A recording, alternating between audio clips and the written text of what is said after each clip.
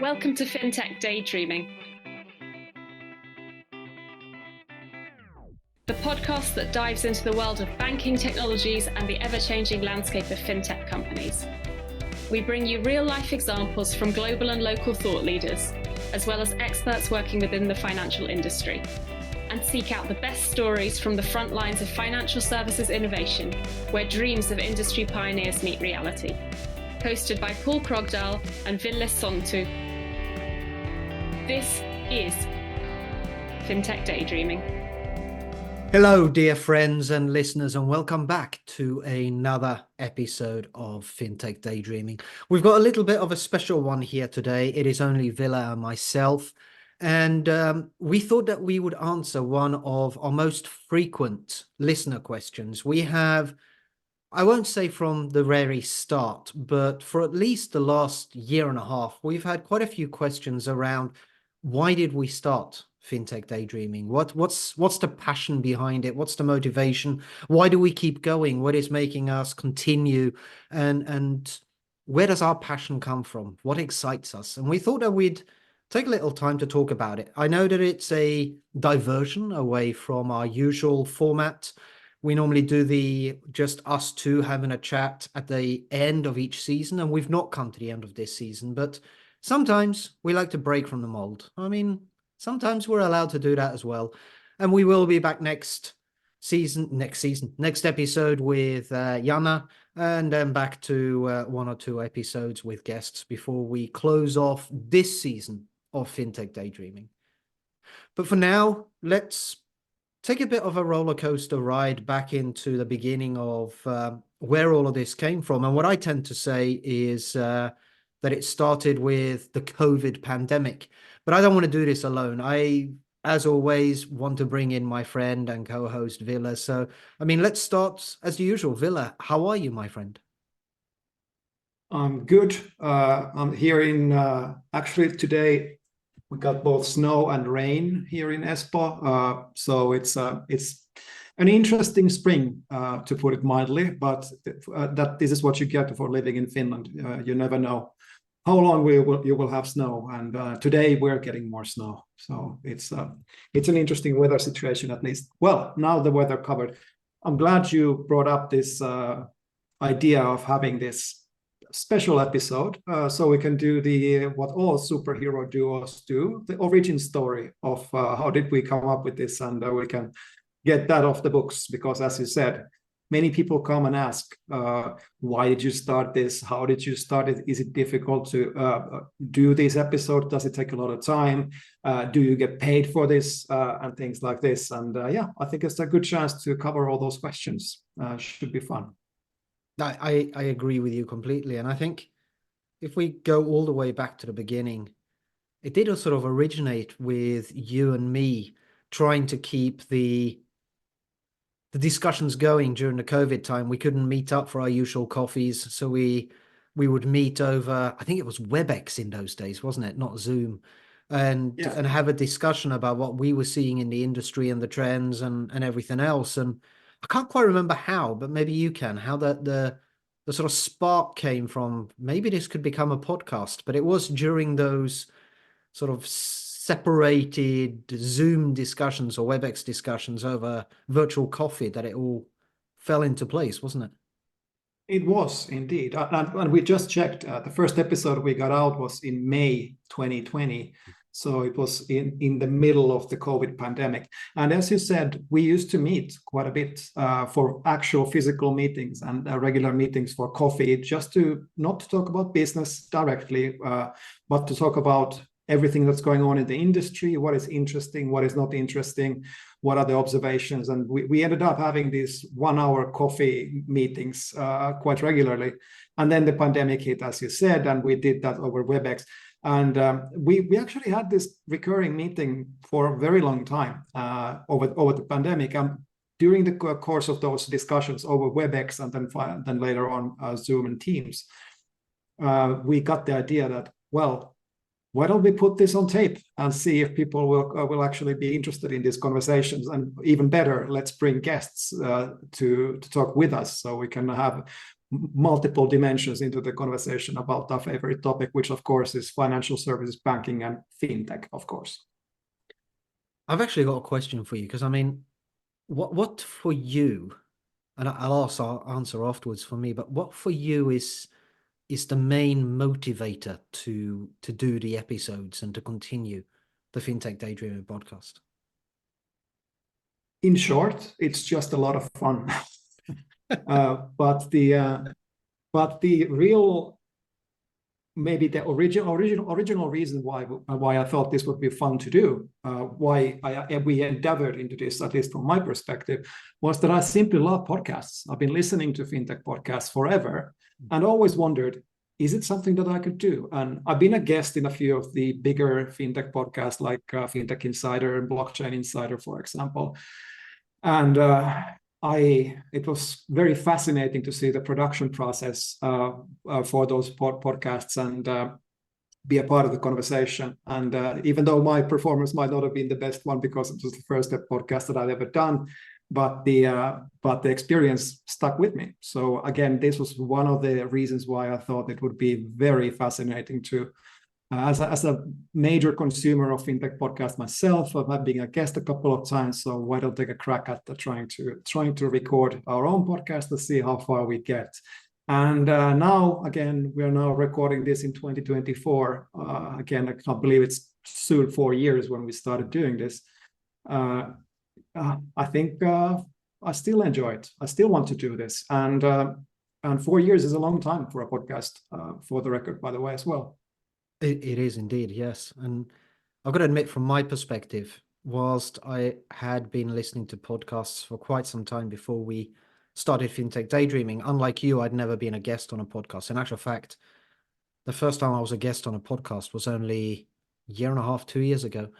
But for me, I think the main driver for me has been the fact that we get to spend an hour focused with people that we admire and revere within inside of the banking industry, people that I never in a million years thought that I would be able to get that close personal one-on-one time with, and to talk to them with insights and passion. And even when you get to meet them at conferences or something else, it's a fleeting moment. You get to have a quick discussion and if you're lucky, 1 or 2 questions. What we get is dedicated 1 hour of deep, meaningful discussions, and I learned so much. I think that's the only reason why I continue this, because it enriches my experience and insight and knowledge and learning much more than I could ever get from actually listening to a podcast, because I get to ask the questions rather than just listening to other people ask. No, it's true. And we're able to develop better professional relationships with our guests as well, because they remember us. They remember us because when they do give that hour for us to record the episodes, that gets us up, that makes us memorable in their busy lives as well.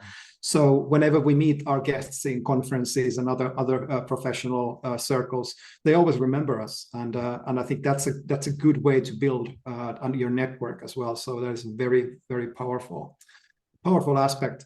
And I also want to add that the saying that never meet your heroes is actually not true. Well, I've met a lot of these personal heroes of mine in the fintech industry who have come on as guests, and again, it's always been a fantastic experience with these great guests. So this is definitely not true for fintech. Always meet your heroes is what I say. Absolutely. Although finding them, booking them, getting them scheduled to attend and everything else sometimes can be a bit of a headache and a nightmare. But the more famous they are, the little bit more difficult it is to get them on. But I think to date, we have never had anyone actually turn us down. I think everyone we've ever wanted to have on the podcast and we've reached out to have accepted to join us. And I think that maybe, I'm hoping, is a sort of tick in the box that shows that we are revered and appreciated in the fintech industry, and we're delivering a certain amount of value and professionalism that's expected. Otherwise, we wouldn't be able to get these industry thought leaders to join us for an hour to talk about what makes them excited and passionate about the banking industry. Yeah, but full transparency, at least from my perspective. So we both try to invite people from our networks to be guests on the podcast. As you know, you do most of it, I know, but I do my part as well. And I've actually had a couple of no's, or let's say I've actually never got a direct no, just no response, I guess, which is another way of saying no. So that does happen. So I do reach out on LinkedIn sometimes and get no response. That's fine, because again, I also get a lot of messages about different things on LinkedIn, and then I just have to ignore most of them because there's just too much. So sometimes when a person doesn't really know the podcast or hasn't heard of us before, they tend to put that in the category of I don't need to respond to this message. But you're right. The people who do know us are always willing to come on because they know that this experience with us is a little bit different from any other fintech podcast. And our guests, they also seem to appreciate this format. So I think it's not about people saying no to us. It's just that they don't know us at the moment. Yeah, absolutely. So for our listeners out there, I mean, the questions we've had is, why do you do this? How do you do this? How does it all come about and everything else? So let's take them through a journey of from beginning to end for one podcast episode. So the first thing that happens is we decide who would be a good guest, right? And then we go through the process of reaching out to them and asking them if they'll join us. Very often we use LinkedIn, we can use emails. There are various ways of scheduling and booking them. And then we get into that fun part of making calendars and schedules align, right? Calendar Tetris, yeah, everybody knows that. Yes. And then after we've found a guest, we sort of take a couple of minutes to decide what's going to be the scope and the focus of the episode, what we're going to focus on. And very often it's driven by what is the guest known for, what is their experience and insights. And then we don't really write a script, do we? I mean, what do we do? We started in the beginning, we had quite extensive scripting behind it, even though the conversation was always very natural flowing, I would say. But in the beginning, we did much more detailed scripts, which we ended up ignoring, and that's the reason why we ended up in the format that we have right now. So instead of writing these scripts that we will ignore anyway, we might as well just have this high level talking points and then throw them back and forth a couple of times with the guest before we record in order to make sure that they are comfortable with the things we want to discuss. But then we always throw the disclaimer that this is a very fluent conversation in a sense, or flowing conversation in a sense that we go on tangents all the time because we pick up on something and then it just goes off script in most of the cases when we record. And we let the guests know that as well, and everybody has been very fine with that. In fact, I think that kind of spontaneous or improvisation element into the podcast is something that the guests are also enjoying, because that really sets the tone of the way we do things here in Fintech Daydreaming. And actually, sometimes we have some of the guests come on and say they haven't even read what we sent them anyway. So it really does become very fluid and open and a good discussion, right? Yeah, that's true. Yeah, I think some of the more experienced guests, like I always remember Dave Birch, for example, who came in and said, "Oh, I never read any of your emails. I just came here to record." Exactly. Yeah. So then we record. We schedule for an hour. We always promise the guests that we won't use more than an hour of their time. So it's all end to end 1 hour. So that sort of explains why we normally end up with about 45-minute episode, right? Because we need to have a little bit at the beginning, a little bit at the end, and then after that, we sort of split up the activities. I edit the video and audio, although editing, we actually make a point of the fact that we don't edit in the middle. So it's only really at the beginning, at the end. And then you do all the magic around the sort of description of the episode and text, right? That we publish it with. Yeah, And then I do. go on. Yeah, so I do the description of the episodes, and then that turns into social media posts. And you handle LinkedIn and X, and I handle Facebook on the publication side of things. And of course, you handle YouTube as well because you have the account and uploading it there. Yes. And yeah, so it's and if you notice the tone of the descriptions that we've had in the beginning, we had very brief, very kind of a little bit trying to be a little funny things, but now we have a little bit more extensive descriptions of the episodes because of magic of tools, of course. So we get the transcript of all the conversations, and we can use large language models to generate some of the text. But now the text that you see is actually coming directly from any large language model. We always personalize it and make it human written, but we do get some help from our generative AI buddies, of course, sometimes when we do those descriptions. Of course, Gen AI is always there to help us to streamline the processes and make things a little bit easier and faster, right? Still Yes. needs the human there to make sure that it's not completely going off at a tangent. No, I've noticed it becomes very repetitive. Turns out that the large language models, they always, when you say you have an episode and a structure, and they seem to understand now a little bit based on my prompting that what our podcast is, and they understand the context a little bit better. But the descriptions are always the same. They use the same phrases all over and over again, and they have the same kind of structure. So you end up actually tweaking it quite a bit in the end. But they're still a helpful tool. They get you started with the first draft, and then you go on and make it your own. I actually learned an interesting prompt a couple of weeks ago, particularly with ChatGPT. When you ask it to generate you something, it will always use a whole lot of additional filler words. It sounds very clunky. If you actually just say that was really cringe, it will rewrite it in a little bit more humanized way. So that's, why it doesn't do that in the first place, I don't know, but it seems to work. Yeah, the best prompt hack that I heard was from one of my favorite podcasts, Hard Fork. They said that there's if you get a bad answer from any of the chatbots, you can just type bro, then it will regenerate a better answer based on that. I'm gonna have to try that. I haven't tried that one yet, so that sounds good. Yeah. Okay, so now we've covered off. Why did we start? Why do we keep going? How does this all come together?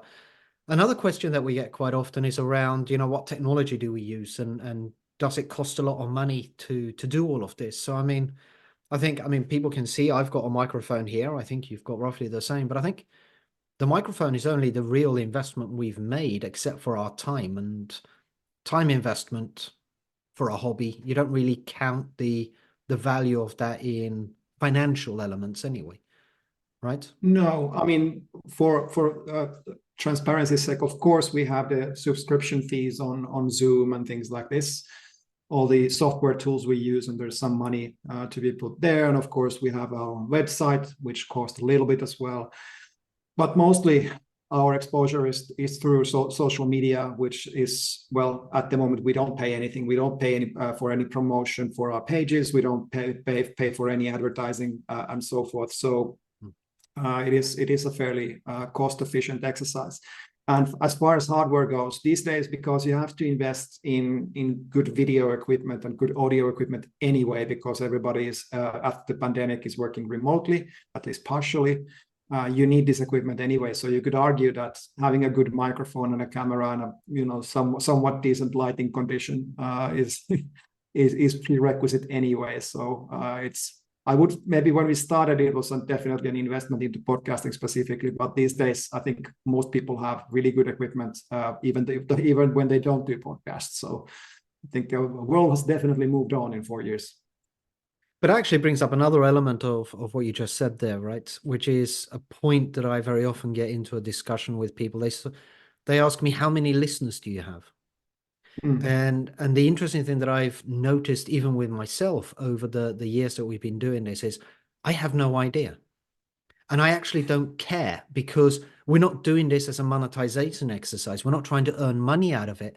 which means that organic growth is fantastic. It's great to see that we're growing the number of listeners we have on the various different platforms, but it's not a KPI or a metrics that we follow, because we're not driving value or monetization out of it. We're driving a personal passion out of what we're doing. And I think that's a big difference between podcasts or people that start podcasts because they believe they're going to make money out of it as some sort of social influencers or something else.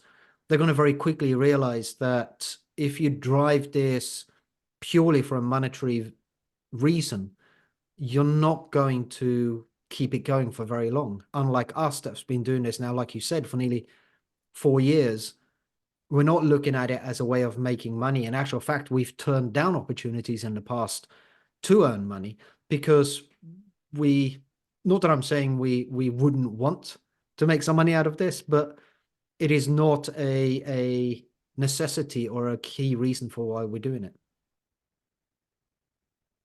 And whenever you get money involved, it always comes with strings attached, right? So then we would lose an element of freedom that we do here. And yeah, again, I'm not saying that we will never monetize this in any shape or form, because of course we could do things. We could, for example, get professional production here, get a new logo, get a new music, do all these fancy bells and whistles you can have with professionally produced podcasts. We could do that, and if we could get sponsorship money to do that, then yeah, that's maybe an opportunity sometime in the future. But right now, it's not in the cards. The kind of sponsorship opportunities that we tend to get are always a little bit too intrusive, as far as it would mean that we would be kind of working for those entities, and I think we will lose the level of freedom in the way we do this in those cases. And I think that's something that we want to keep, because as you said, this is fun and we're able to sustain it for so long because it's a hobby and a passion for us. It's not something that we are sweating that we're not making enough money and we have to shut it down because we're not making enough money and things like this. I think this lightness is also something you can maybe hear even in the episodes that we do. Absolutely. Yes. And in true fashion of our podcast, we cannot do an episode without a joke. And as I had the honor of hosting this episode, we sort of have this flipping backs and forwards of hosting. It falls onto you, Ville, to do a joke this time. We have no guests, so it's for you. Have you got a joke? I do, and it's a bad one. But before we go there, actually, I still have one question in mind that I did want to talk about too, with regards to how we got started and all those things. So, Paul, do you remember where does the name of the podcast come from? Fintech Daydream. That was you and me Googling around like mad, trying to find different names for the podcast to have, right? And we did actually have a load of different names initially, and discovered that there were other podcasts either running or had been running with the same name, and we really wanted to make sure we didn't, piggyback on someone else's name, even if it was a dead podcast. But you were the one that actually came up with Fintech Daydreaming at the end. And I seem to remember I actually challenged you and said, shouldn't it be Fintech Daydream?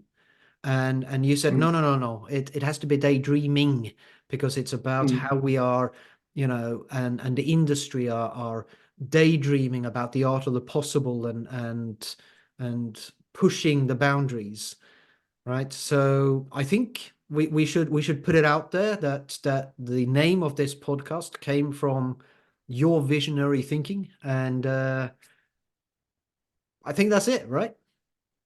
Yeah, I mean, there's, and that's true. Everything is that's exactly the way it happened. And the theme that we set behind the name basically was that back then in 2020, we already saw the signs of these fintech companies not being able to maybe not delivering as fast as they wanted to, with these dreams of breaking up the banking system, disrupting everything, and that really didn't materialize in the way they originally said when it would happen when fintech kind of got started into 2010s.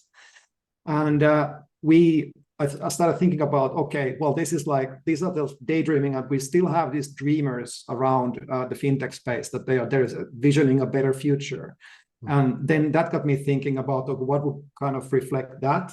And finally, the name Daydreaming actually came because back in 2020, I had a song with one of my favorite DJ producers called Tin Liquor, and they just put out a new song, and they were looking for a name for the song, and the first name of that song was Daydreaming.